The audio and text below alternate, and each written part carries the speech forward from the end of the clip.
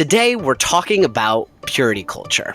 Purity culture is all about controlling desire, teaching that your worth depends on your sexual purity. It's a system built on shame, fear, and rigid rules about bodies and behavior. And it's not just an evangelical thing, it's also deeply rooted in Catholic life today. We're unpacking how purity culture shapes the church and what it means for all of us.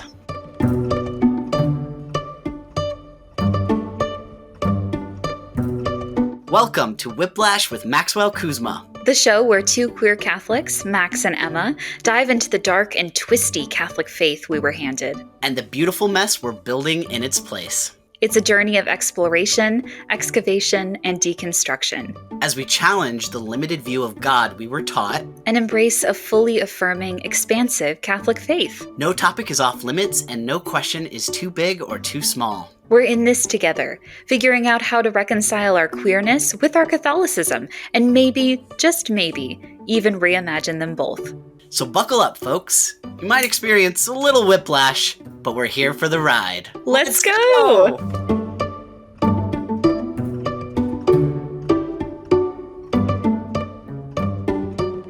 Purity culture didn't stay confined to evangelical youth groups.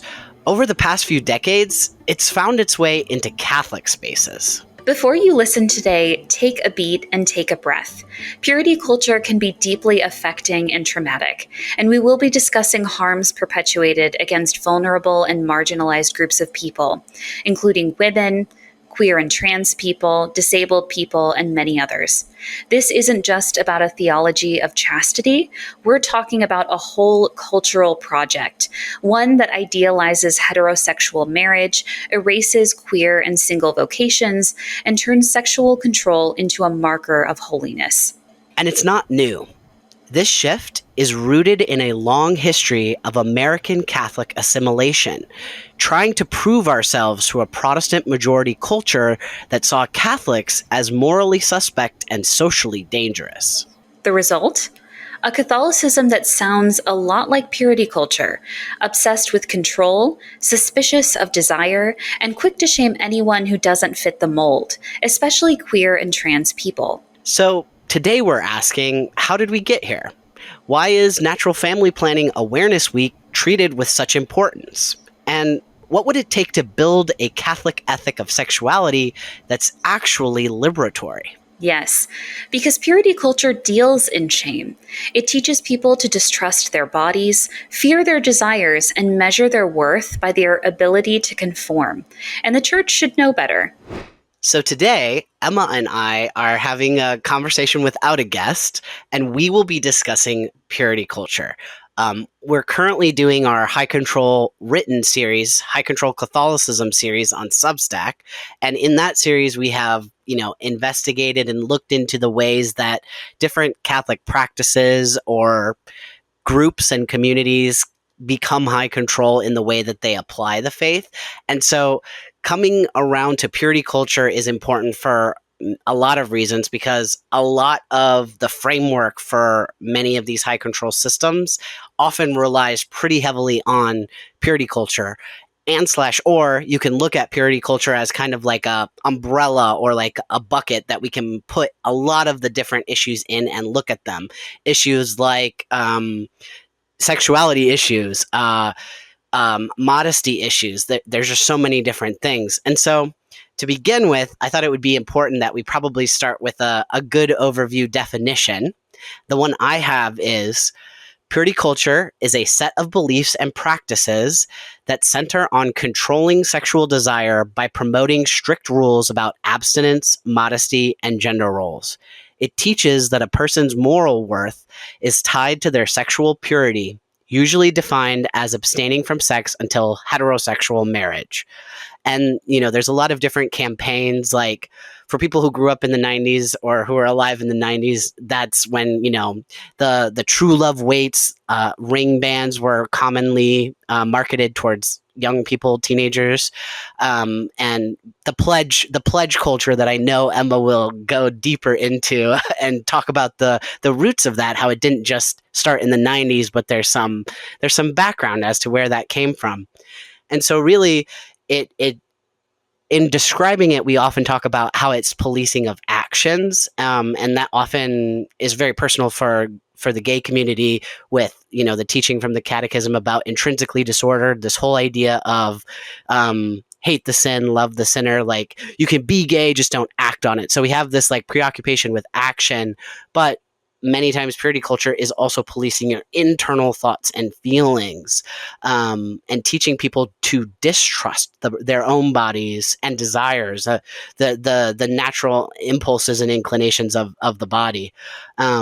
And so there's just a lot of pressures, a lot of pressure on young women, particularly for dressing modestly and embodying this purity culture ideal. But as we'll discuss, it also definitely impacts and affects people who are not in that default definition. So queer people of any type, trans people, lesbians, gay men, there are many, many applications. And so while it promises holiness and protection, purity culture usually leaves people feeling ashamed, disconnected from their bodies, and often afraid to explore their identity or sexuality honestly.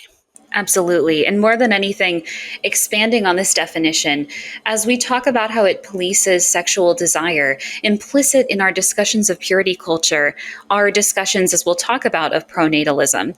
So just as there are regulations about the ways in which people can have sex and procreate and have children, there are also rules that necessitate people experience and perform sexuality in specific ways. So just to cover before we begin this conversation, people who are asexual, people who are aromantic, they are also deeply affected by purity culture. Mm-hmm. Even though many people within the Catholic tradition are driven to celibacy or marketed celibacy as a solution to still exist within the church, as someone who is lesbian, gay, bi, pan, very much they are affected by the policing externally and internally of what sexual desire is permissible and what a fruitful relationship and a fruitful marriage and family can look like. So in our conversations today, it's not just about the policing of sexuality, it's also about the policing of what a homogenous Catholic community is supposed to look like.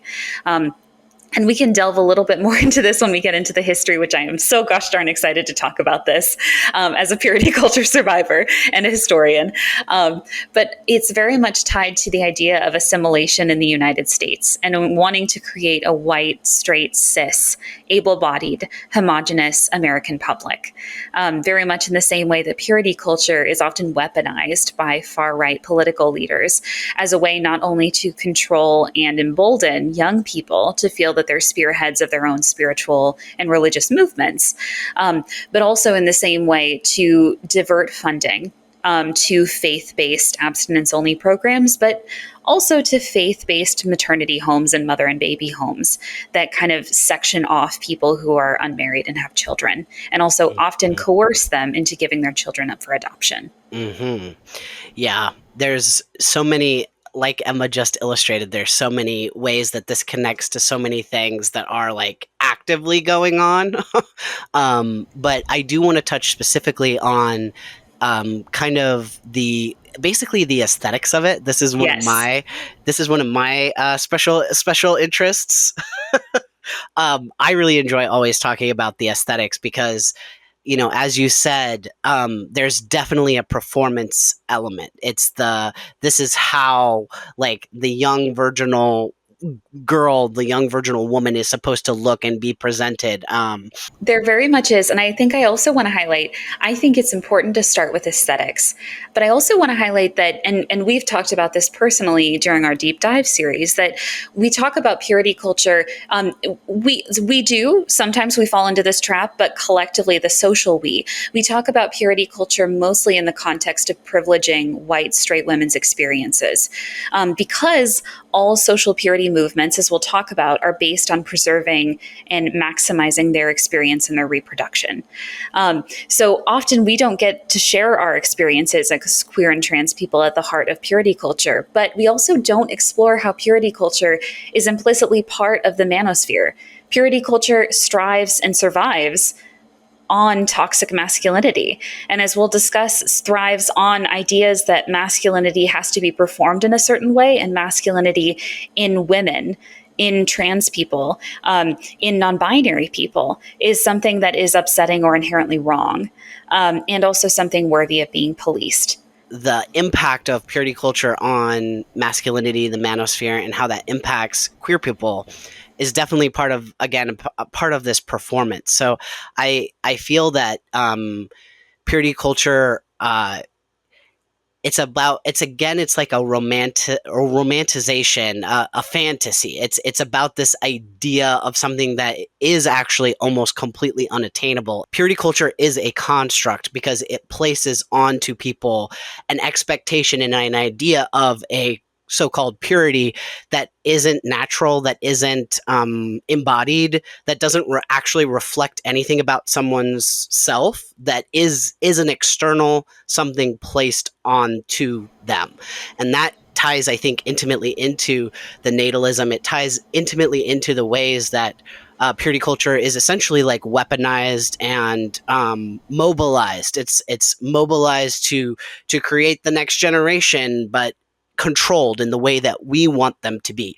And that is what connects to the aesthetics, specifically through, we see a glorification so often on the far right of a family that looks a very specific way, and a throwback to this idea that these certain paintings that represent, you know, a white romanticized American past, as if that is, first of all, true, which it's not. Like, that's where the history comes in too, but also glorifying and idealizing it, and in many ways creating an idol. This past week, or maybe 2 weeks, depending on when this podcast was released. So this past month, the Homeland Security official account shared paintings by John Gast, specifically one called American Progress.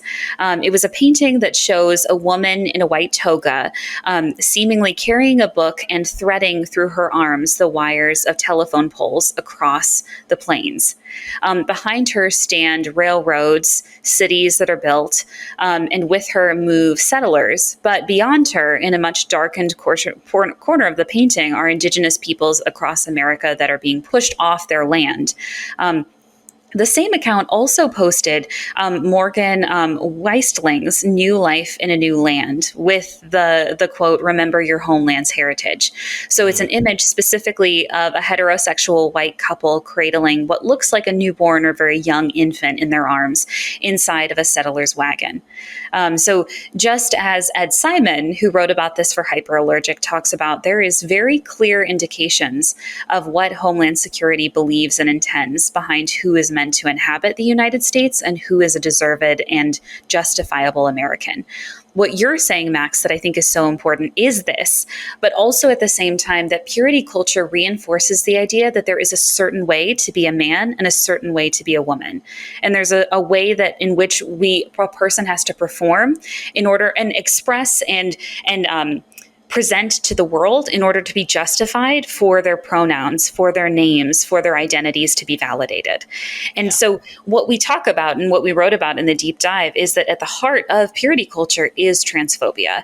And transphobia that affects not only cis women, as we've seen increasingly in the past year, but also deeply affects trans people whose identities are being challenged, just as we see Homeland Security challenging ideas of what it means to be a true American.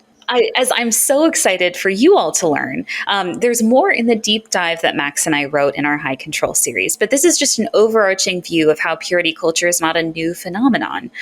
So it predates very much within Christian and religious communities as a whole regulations surrounding sexuality, especially surrounding queer and women's sexuality as a whole. But our idea of purity culture specifically ties to puritanical morals at the beginning of the United States. Now, we know the United States is not the beginning of North America. Indigenous communities, often ones which are more queer affirming, including ones that have better pathways and show examples of female leadership and female agency and reproductive care predate the Puritans arriving in the United States. But it was from this moment of the Puritans that we see this idea of like a pure social ethic taking form in the United States. They literally were called the Puritans. If anyone has monopolized the term, it would be them. Yeah.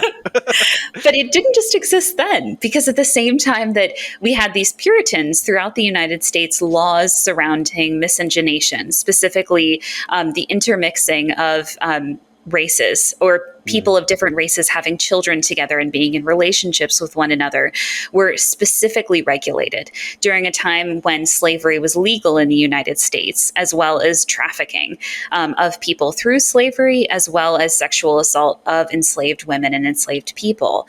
But it was after the Civil War, as African American individuals traveled north in search of opportunities, and Eastern and Southern European immigrants, like my family, entered the United States, that what we understand now as the social purity movement took hold. So this was led by activists that overlapped with a number of different reform movements. So as Max hinted out earlier, this also connects to the idea of temperance movements. So at the same time that we see a push for reform, there was also this push about pledges, which I'll touch on in just a second. But these activists were part of abolition movements, temperance movements, women's rights movements. They also worked sometimes closely with immigrant rights movements.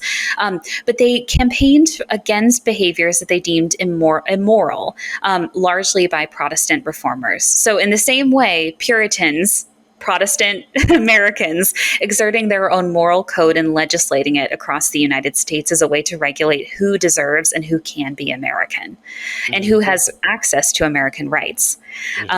So with this being said, at the same time that a lot of temperance movements were happening, one in particular, the Women's Christian Temperance Movement, was employing what they called pledge cards that invited young people to sign their commitment to teetotaling, or specifically to be abstinent their whole life. Which I still think they have such a weird name for that. It is. And if those, Max gets this, but those who are listening, if this sounds familiar, abstinence, the term originally comes from abstaining from alcohol. So these pledge cards that committed people were very much the same pattern that were used by later youth organizers. So when we see the DARE movement, when we see the anti-drugs and Just Say No movements of the 1980s and 1990s, this is building on the Women's Christian Temperance movement and the work that they did mobilizing young people. It's the same movement and the same ethic that also mobilized young people to commit themselves to purity. So abstinence against alcohol changed to abstinence against drugs, to abstinence against sex. So it's very much mobilizing a young people to legislate and promote this social ethic in their own communities. 100%. It is kind of funny that it started with abstinence from alcohol, since that is one big difference between the Catholics and the Protestants, is that Catholics literally have made their whole personality theology on tap events, where you go to a bar and talk about theology. So I can't imagine it was very popular with the Catholics when that was going on. Absolutely. And I think what you're talking about ties into this, because as we saw this huge influx of European, specifically Eastern and Southern European immigrants, many of them were Catholic. So this push among these social purists, among these social purist activists, were that they could lobby against these immoral activities, against alcohol, against sex work, against access to contraceptions that they viewed were innately tied to immigrant communities. Eagle-eyed listeners will probably remember how this is manifesting today as we see the regulation and the often incredibly horrific deportation of immigrant individuals in the United States who, as Latino immigrants in the United States, are largely Catholic. So with that being said, at the time, these social reformers were campaigning against these immoral actions, or actions they believed were immoral, in order to regulate who had access to what in the United States. So one of the best examples is Anthony Comstock. He was an infantryman during the Civil War, was a key figure in the movement. So he tipped off police about sex trade merchants and got the anti-contraception bill passed in March 3rd, 1863. basically saying that throughout the mail, no one could distribute pornography, contraceptions, and information about them, or any materials that could be used to produce an abortion. Today, anti-abortion activists are actually still debating resurrecting this law since it's on the books. But very much in the same way that we talk about, in this social purist movement, it directly fed into the eugenics movement and pronatalism. So as the country was getting started and these people were campaigning against immigrants' access to social spaces, against access to alcohol, against access to all of these things, this push for a socially legislated morality evolved into eugenics, which you'll probably know from discussions of World War II and the Nazis. So specifically, the eugenics movement was the idea and that planned breeding could engineer a perfect race, wiping out so-called social vices, just as earlier social purists tried to police bodies and behaviors before the 20th century and into the beginning of it. So eugenics advocates pushed a chilling agenda of selective breeding, targeting the bodies of white women, and controlling who was deemed pure enough to reproduce. So hand in hand with eugenics and regulating who was able to reproduce, also hand in hand with the forcible sterilization of disabled individuals throughout the United States that continues today, and the institutionalization of disabled individuals, was a pronatalist agenda, one that pushed the idea and the belief that producing children wasn't just a choice, but a moral duty to preserve and perfect a master race. So you'll probably know this from extremist nationalist movements like Nazism in the 1940s Germany that used eugenics to justify genocide of Jewish people, of queer and trans people, of disabled people, of Catholics, in order to breed an ideal Aryan race. Lebensborn was a Nazi Germany association established by Heinrich Himmler with the goal of increasing the birth rate of Aryans. And that contributed to some of those mass concentration camps that led to the destruction of genes and of people, which they considered genes that would lead to imperfect people or an imperfect race moving forward. So just as we saw social purists and some earlier individuals campaigning against interracial families, so did Hitler, the leader of the Nazis. I think, it's very telling that we start by talking about purity culture, and very quickly we're talking about like eugenics. And like to some people, they might be like, how are you making that connection? Like that's too fast of a connection. But I think it's very important to underscore the way that practices that are and frameworks that are inherently controlling, that are about moderating what someone else is allowed to do, they lead, they become more and more authoritarian. Like, banning this in and of banning one thing in and of itself might not seem like a big deal, but it usually has this pattern of stacking into more and more serious issues, which is how that development happened, really, and how it's happening today as well. And then it's kind of also like that boiling frog thing where people are not really realizing in the beginning, and then suddenly like you're in the boiling water, and it is full-blown authoritarianism. And I also just wanted to note that this is also why transgender people have been very vocal about how, they're coming after us right now a lot and saying, being trans is wrong. But the way that they will try to control and police trans people is just the beginning of what they will then do to cisgender people. So I just wanted to add that in there because you can really see both how it is how these things develop, and you can see it repeated. We're just looking at a certain slice here, but if we expanded this view, we would be able to track it even more with more examples. And also the fact that the queer community is often on the front lines of being able to say, hey, there's something going on, like they're coming after us. And it's not just because we're the easy targets right now, but they will come for you eventually.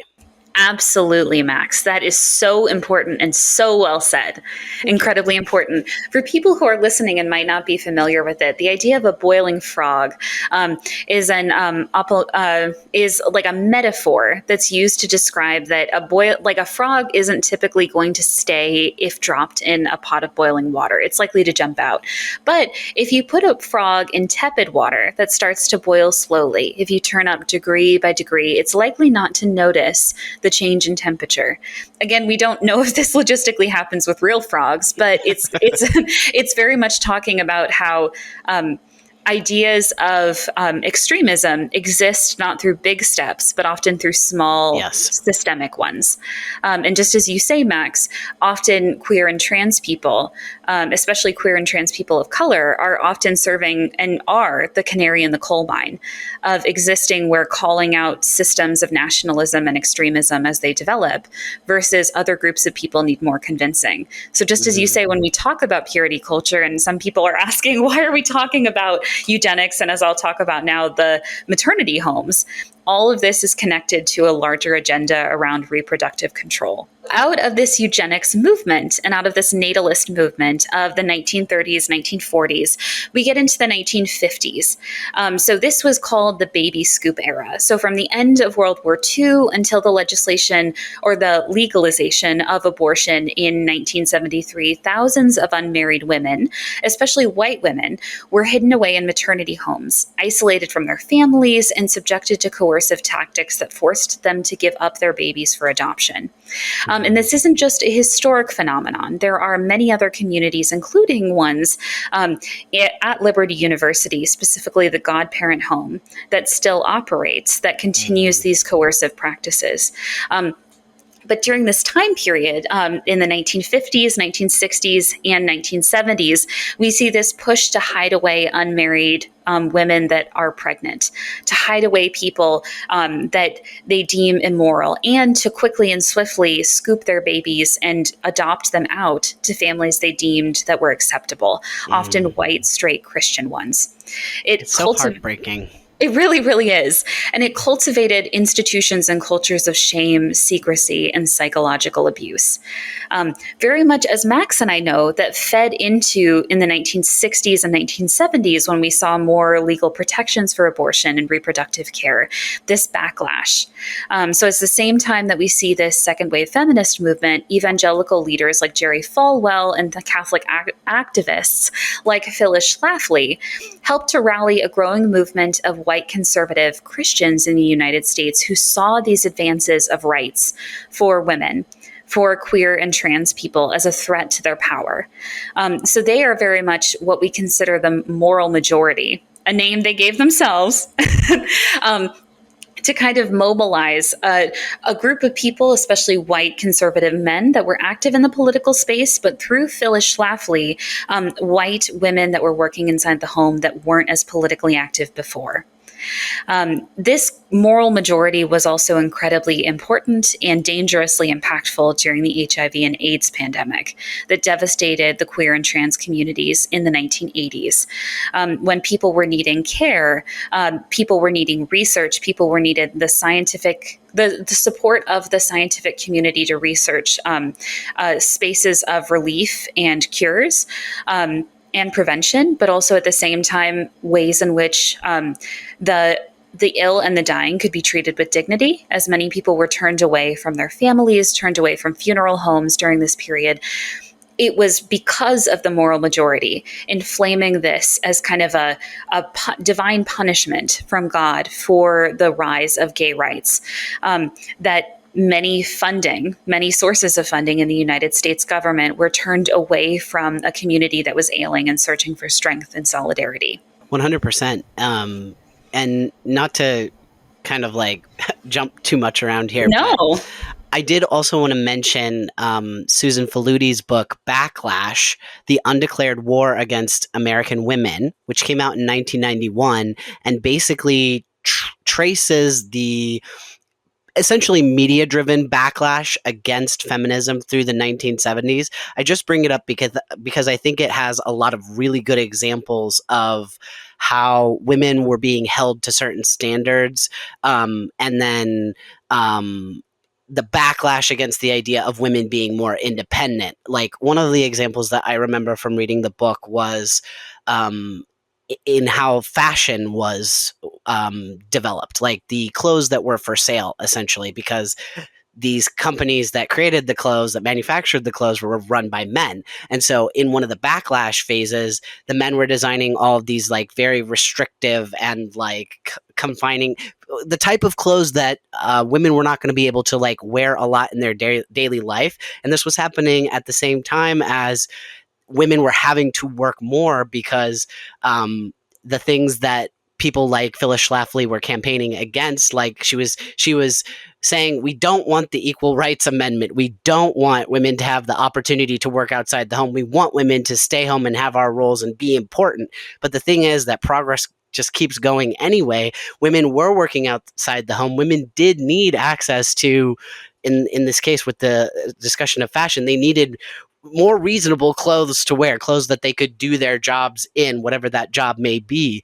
And then, that in and of itself is also another huge issue of like women's ability to work in an environment that was mostly male dominated. There were many women who faced many issues, including, for example, like the same issue of forced sterilization just to be able to stay employed at a factory, for example. That's one example that she covers in the book as well. And I really, this also feels like I'm jumping around a little bit, but just on the topic of the maternity homes as well, what stands out to me about that, aside from how really tragic it is for so many people that were impacted by that, for women and for their children, who then became adults, and if they found out about this history, just the tragedy of that. But also, I think that's a really good example too, where it's historically the shame of sexual deviation, or like outside of extramarital, not deviance itself, but like extramarital sexuality, the shame is always put on the woman. And I just wanted to highlight that because I feel like that's like a cornerstone of this. And that's also why I wanted to bring up her book, because she really discusses that. Absolutely. And I think it's important to realize that while Phyllis Schlafly was mobilizing not only white Protestant women, she was also mobilizing white Mormon women, Catholics, a number of people across religious denominations that contributed to the moral majority gaining a strong following. But when we talk about the idea of the Equal Rights Amendment and the push to keep women working in the home, we don't acknowledge that this only very honestly applied to a select minority of white women, specifically middle class or wealthy women that had the opportunity to stay and work in the home. Yeah. So women of color, poor women, they couldn't afford having a parent to stay home with the children. So thinking about how this was not only a campaign focused on legislating morality, but also targeting poor Americans that couldn't live up to a standard of what a moral American family looked like. Exactly. So in 1981, during the rise of this moral majority, abstinence-only sex education was codified into law and received federal funding. So Congress passed what it would call the Adolescents Family Life Act, or what it's considered in slang the chastity law, during Ronald Reagan's presidency. It received over $125 million to date, supporting education, encouraging young people to adhere to chastity and self-discipline. So this influenced the education that I received in the early 2000s surrounding sex in public school systems. So this isn't just the legislation within faith-based communities or external faith-based sex education systems. This is about legislating it in public school settings. And often alongside pushing abstinence, removing or discrediting and restricting access to any form of comprehensive sex education that taught about anything other than abstinence, but also largely and completely erased queer and trans identities and sexualities in many different ways. I didn't even learn about that in my school class. So At the same time, two more abstinence-only programs would follow. So Title 10 of the Welfare Reform Act providing grants to states offering only abstinence-only education. Kind of incentivizing states that offered only that education. And then, it was Title 5 of the Welfare Reform Act and Title 11 of the Social Security Act, funded through the special projects of regional and national significance programs.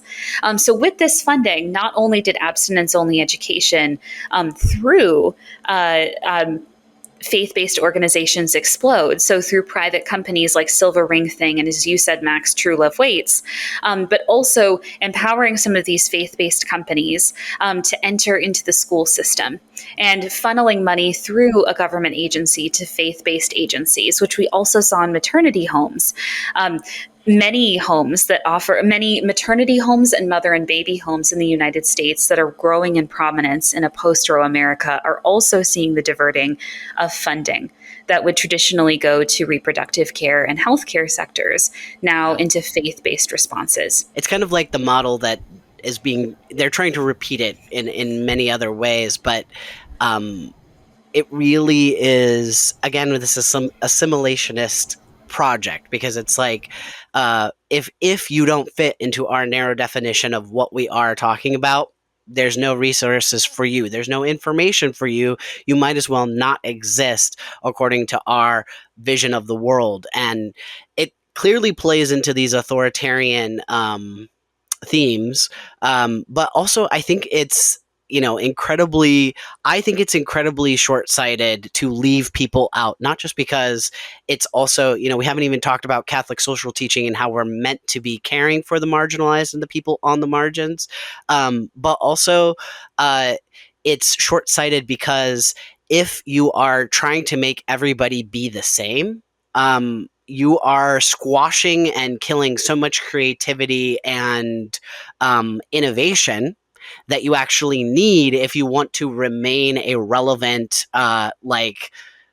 culture, essentially. Like, if you want to remain a relevant culture that is going to continue to do good things and is going to continue to be able to confront the challenges that come up to the whole human race, like all this talk about, we need this super alpha male American US military. Great, but if we all destroy each other in a nuclear war and climate change makes the planet inhospitable, it doesn't really matter who has the most alpha male military. It just doesn't. So I just think it's important to highlight that of it's not just the harm, which we can really see throughout the history and we can highlight and we can show how it leads, but it's also so short-sighted in terms of the development, the progress, the growth of a culture of humanity being able to continue. Absolutely. And more than anything else, it led to harm. Just as we talk about, purity culture is not a static or a neutral system that just is depriving people of information and leading some people not to have access to the resources that they need, or just to be in the dark about these things. Abstinence-only sex education, as many research studies have shown, doesn't work. It doesn't reduce risk, and it doesn't protect children against pregnancy or STDs. It only means that young people grow up confused, ashamed, and unprepared. And often, as a result of not understanding their own anatomy and their own bodies, and also ideas surrounding consent and appropriate sexual content, it leads children to be more vulnerable to sexual abuse and assault. Yeah. Exactly. So it's not even able to live up to the ideals that it is supposedly in service of. It is ultimately just harmful. There isn't a silver lining here. Absolutely. Despite the silver ring thing or whatever. Absolutely. And it fits into what we're experiencing now. So this purity culture, it's called the purity culture movement of the late 1990s and early 2000s, this very much fed into the idea and very much fed into the overturn of Roe v. Wade. So this legislation of a morality politic of the United States. So just as we saw abstinence-only sex education trying to regulate the sexuality of young people, we see the overturn of Roe v. Wade trying to deny people's access to reproductive care. In much the same way, purity culture is the legislation and policing of young people's sexuality. This is why new anti-queer legislation that's regulating queer bodies, that's denying access and coverage to gender-affirming care for young people, that's seeking to overturn bans of conversion therapy, is a new form of purity culture.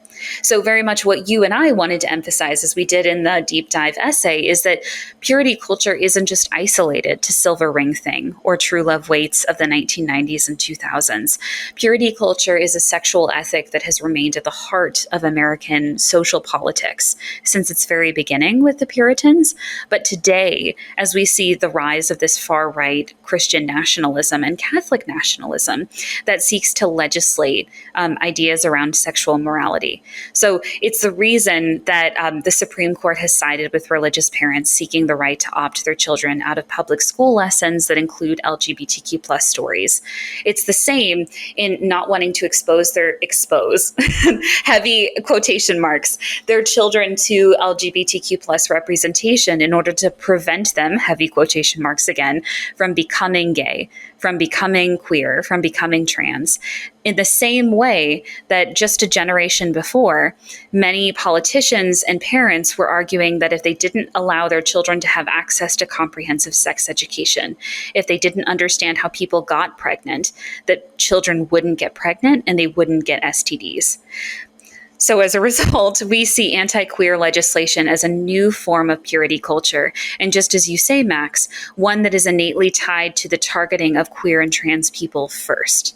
So it's part of why modern laws like Florida's Don't Say Gay claim to protect parental rights, and why parental rights that was critical during this time of the 1980s and the moral majority is literally what's leading today. And I do think that people are very quick to say, well, this doesn't have anything to do with Catholics, because they are missing the fact that throughout all this whole time, beginning with the Puritans, the white Catholics were really trying to assimilate. They were trying to copy. They had a vested interest in at least trying to keep pace with what the American Protestant world was doing in order to remain acceptable. Acceptability, respectability politics for sure comes into play. Well, this is all about purity tests.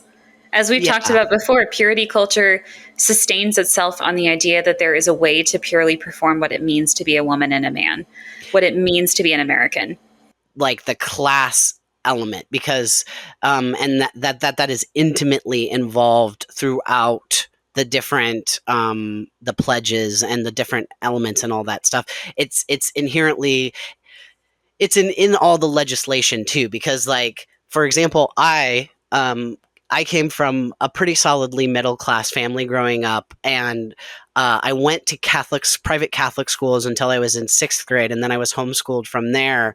And what my mom did is that she specifically took my sister and I to another separate special class about basically all about female anatomy and reproduction and like what to expect. But I bring that up because it's like, this is what happens when you take away these opportunities for education. Then now you have to have the money and the means and the time and the resources to then seek out ways of filling those gaps. And if you don't have that, you're not going to have that gap filled. And I just thought that was an important element to note as well. And so, on this theme of the Catholics are in on it too, a lot of it is definitely, I feel like, copying, which when you start to see the pattern of that, you really can see that in a lot of ways. Like, you'll see Catholics, at least I experienced this back when I was deep in conservative Catholicism and when I attended Franciscan University of Steubenville. And even when I was in youth group, we would like kind of make fun of some of the things that the Protestants were doing as if it was like over the top or like too much, kind of this idea of maybe like the fire and the brimstone, or like the mega churches where it's like a whole production, Yeah. which is rich coming from the Catholic Church, to be honest. Like Catholics are like so We're known blinged for out. pageantry. Yes, pageantry. But yeah, so like for me, and kind of to go into like the masculinity and the femininity and how those things play out for queer people and trans people specifically, to go that direction. So I had modesty talks growing up, and we've talked about this quite a few times. And my experience of those was, again, not relating to what they were saying about femininity. So in those talks, they're presenting this ideal. They have like the rose skits. So one of the skits I saw many times was a girl who is dancing with a single rose, and then a boy comes up to dance with her and she gives him the rose and he takes it and like tears it, and then Jesus comes up with a new rose and dances with her and gives her a new rose, but the roses are like different colors or something too. But so I was seeing depictions, these idealized depictions. But for me as a transgender person, I wasn't ever, it wasn't romantic to me. It wasn't appealing to me. But at the same time, there was also messaging about how masculinity is like inherently dangerous or inherently frightening, which is also purity culture messaging. Like it really reinforces, I think, and relies on patriarchal gender roles and male authority and female submission. Like that's kind of part of this whole idea of like the pure, perfect, pure, white, virginal. Again, it's right in line with what would be ideal within this patriarchal view. And so that made masculinity also complicated as a queer person, because, and I'm thinking too of like, so yes, I'm transgender, but there are obviously plenty of women who do not, who do identify as women, who are not, like, strictly speaking, like feminine within these idealized forms, who enjoy or have attributes that are like stereotypically masculine. And just as a note, like I know that like things are not inherently feminine or masculine. That's just like, there is just so much diversity, but just for the purposes of this conversation, I'm talking in stereotypes. Go ahead, Emma. Absolutely. And I think what you talk about is that gender is very much a social construct in how we create it, and it's created within these systems. But at the same time, many of us find meaning and identity within constructs that we create for ourselves. Exactly. So that's a key part of it. And the only thing I wanted to add, Max, is that I'm one of those women. As someone who went through purity culture, I have PCOS, and it affects the ways in which I present, how I have hair, how I'm able to menstruate, all of these things that are innately often tied, incorrectly so, to womanhood and to femininity, when we know that many people get periods, many people can become pregnant, many people have body hair. It's not indicative of a certain gender identity. It's kind of the idea of like secondary sex characteristics in general, right? Because if you were to try to draw this idea of a stereotypical man or a stereotypical woman, the man would probably be taller and more muscular, for example. He probably would have facial hair, these things. But these things are like actually secondary sex characteristics, which actually vary widely, because you can, of course, as you just alluded to, you can have women who are super tall and men who are super short. You can have women who develop facial hair. You can have men who develop excess tissue on their chest, like, and who need a surgery to remove it. Like, these things can happen. Absolutely. And also, we're not here to deny, and important to talk about, is that intersex people are often the first people that face this sort of this sort of gender policing, often when they're born, with like non-consensual surgery on Yeah. children in order to put them in a category of male or female. Intersex people exist and are often, as we talk about, some of the first people affected by purity culture enforcing strict gender roles. 100%. And so, yeah, like all that is so important, and I think sets the stage well to just say that, so then we have many people who, as they grow, are not like living up to these ideals, and I'm specifically thinking right now of tomboys, butch lesbians, people who are gender nonconforming, and then something that is like seen as like suspicious, like what's going on with you? Like, why are you not doing this like feminine thing? Because purity culture relies on these strict gender roles. If you have somebody who expresses masculinity who is a woman, then they're seen as out of place or even threatening. And it becomes complicated too, because I've just seen it become very complicated in social interactions and social dynamics, because like I was treated differently because I presented in certain masculine ways growing up, yet I was still very much policed. So it's not that I was treated differently in a sense of I had freedom. I was not free, but everybody did still treat me like I was different. So just to say something about the policing, I feel like the masculine and the feminine roles and how queer and trans people fit in there, and even intersex people, anybody who's again not fitting the default well enough, we face a different convoluted form of policing, largely because of the lack of acknowledgement or education about our identities and how we can actually fit in and live in society and have fulfilling lives. But we're not given those messages. We're more so sectioned off in a way of like, well, those ones are the ones who aren't fitting, so they're not part of what we're doing, so we have to keep an eye on them. Absolutely. And to say that this happens in purity culture is true, but it also happens in a number of different communities. Even within LGBTQ plus communities, the idea of policing butch women, the idea of policing who is able to identify or who is able to claim certain labels in certain communities. Because who's going to hold the door, Emma? If all the butch lesbians want to hold the door, then exactly hold the door open. I'm just kidding. We'll hold all the doors. Infinite. Yes. Midwest. Yes. No, but you make a really important point. 100%. And it's also the same reason that we see policing of gender roles within like cis gay communities. Yeah. The idea of wanting butch presenting young men and shifting away from femme presenting young men for that same reason.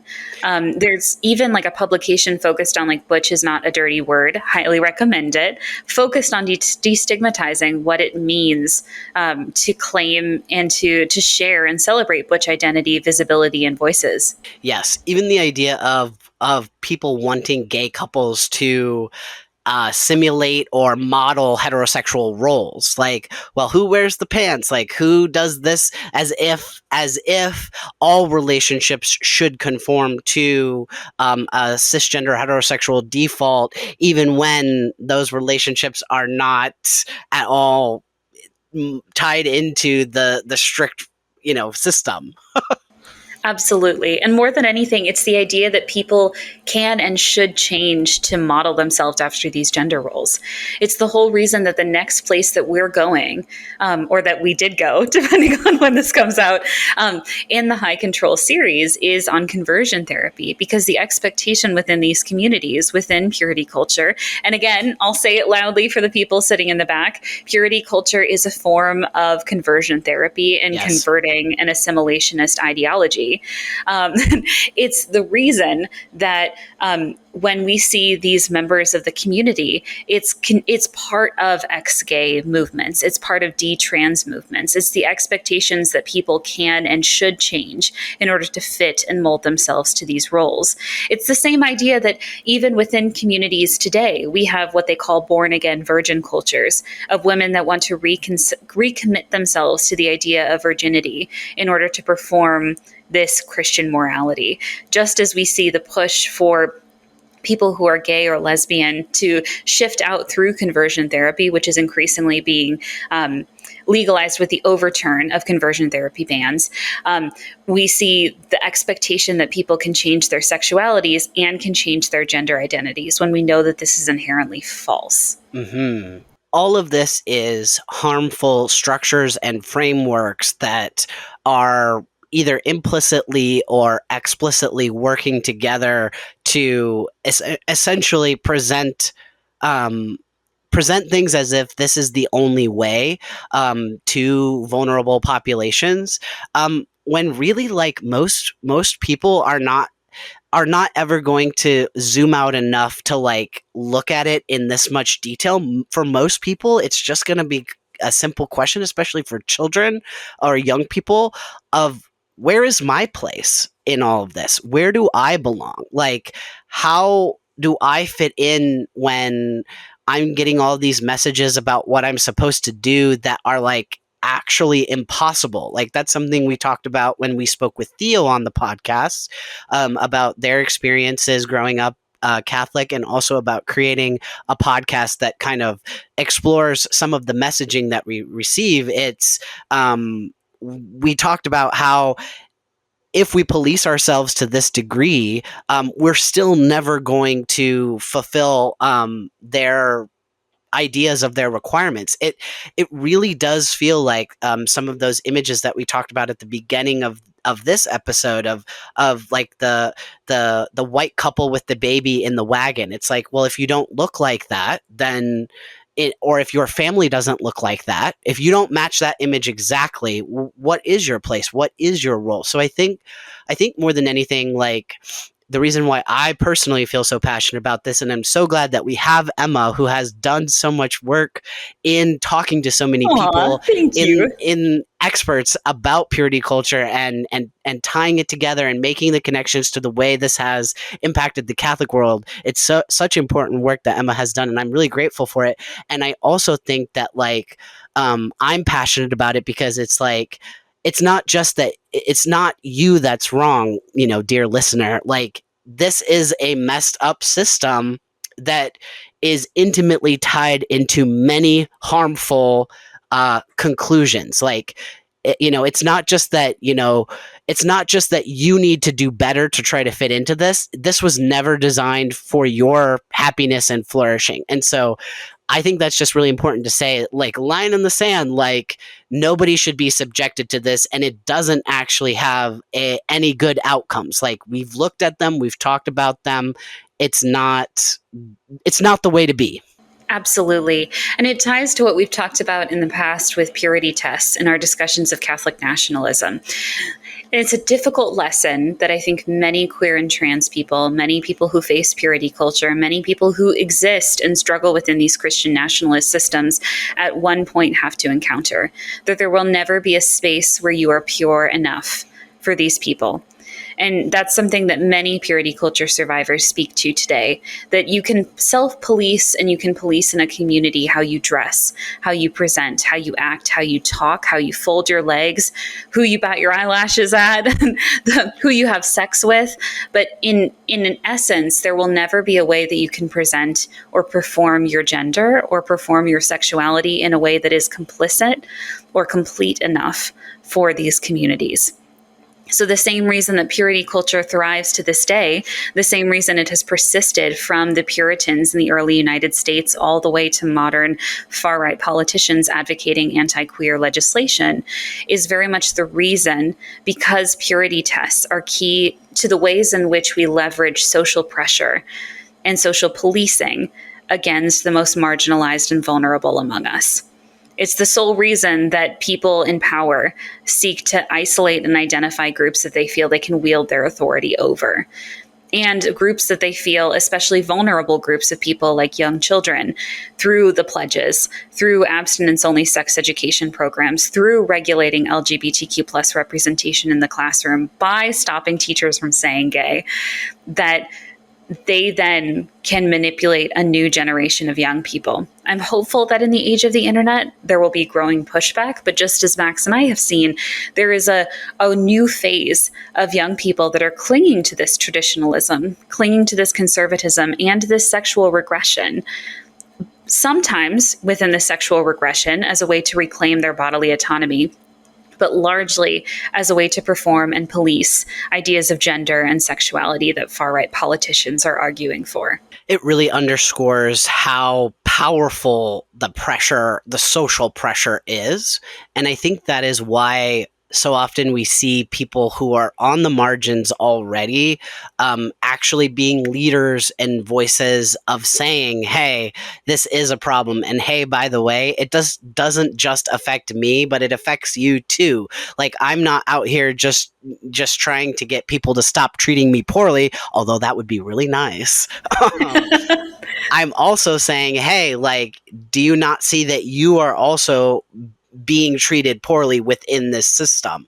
And so I think, and that's also where I think it's really important for Catholic social teaching and for Catholics to kind of, remember that stuff, remember those lessons, remember the stories of Jesus in the gospel, literally like standing with these vulnerable, marginalized people, because it's in doing that I think that we can not only hopefully speak truth to power, affect positive change, but also give an example for all of those people who are silently suffering and not able to live up to these things.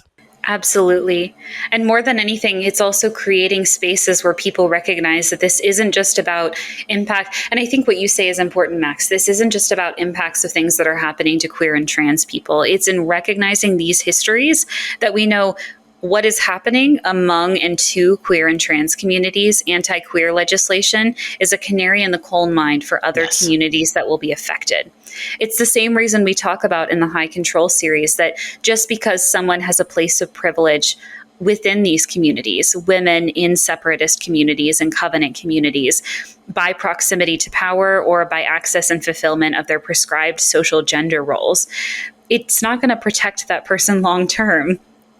No one will ever be pure enough for these systems or for social purists or purity culture theologians and politicians, in much the same way that even if one person feels that they're safe or privileged within these communities, just as we think about women in high roles of leadership in far-right Christian nationalism and in the Trump administration, there will never be a space where they are safe enough from the inherent immorality that people brand them with.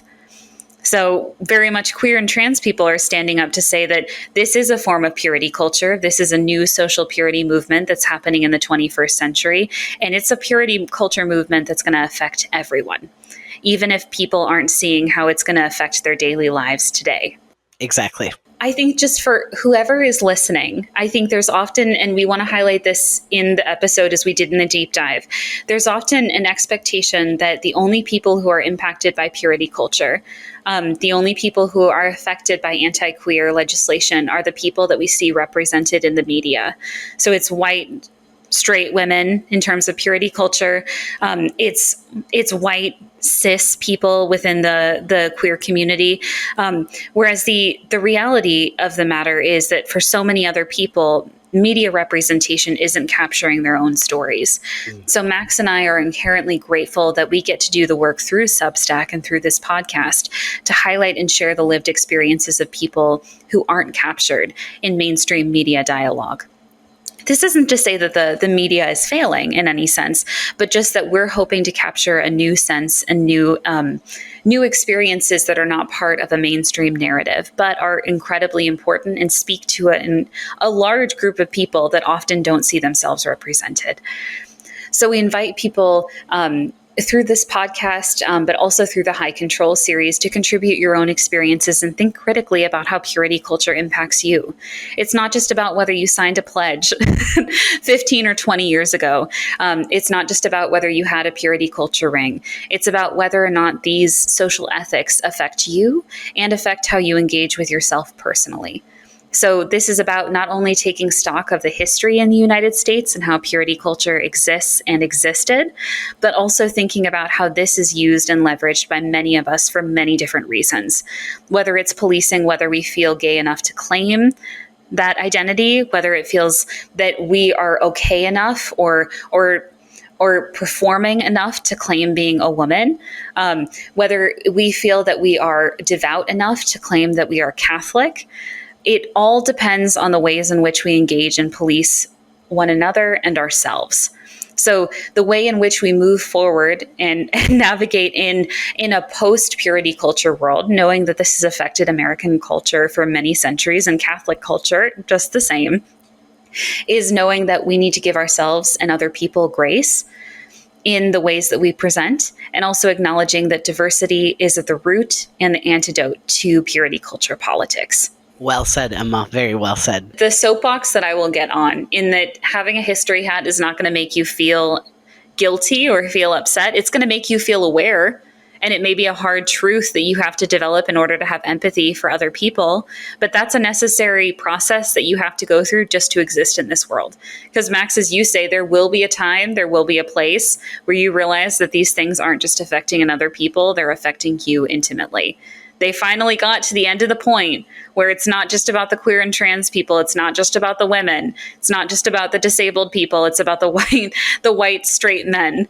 And so there will come a point where people have to rationalize and reckon with them holding the line and supporting systems of abuse. And if people have that conversation earlier, if people commit to understanding and grappling with these hard things, they'll be in a much better spot than having to do it later in life. Not to say that that's a problem. People can learn and be educated at any moment in their life. Emma says very gently. Exactly.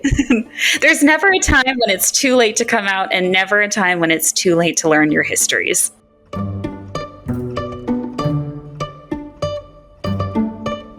Purity culture didn't stay in the evangelical world. It was imported, baptized, and quietly built into Catholic life, especially in the United States. And the result has been a version of Catholicism that equates holiness with control, erasing the full spectrum of human experience and leaving too many people, especially queer and trans people, outside the framework. But it doesn't have to stay that way. Catholic tradition has deeper roots to draw from. Embodiment, conscience, community, and justice. That's where the real work begins. If the church wants to be a place of healing instead of harm, it has to let go of the purity logic and start listening to the people it spent decades trying to discipline. Thanks for listening. If this conversation resonated with you, we'd love to hear your thoughts. You can find us on Substack, YouTube, Spotify, and Apple Podcasts. And as always, subscribers can join the chat to keep the conversation going. We'll be back next week with more. Until then, take care of yourselves and your sacred, beautiful, unruly bodies. Goodbye!